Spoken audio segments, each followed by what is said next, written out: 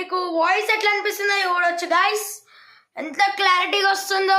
ఇంకా సెల్ఫీ స్టిక్స్తో తీస్తున్నాను అనమాట గైస్.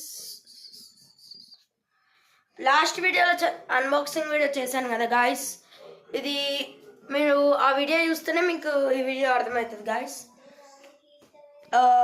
ఇప్పుడైతే లైట్ ఆన్ చేయగానే చూడొచ్చు, ఇలా లైట్ ఉంటుంది.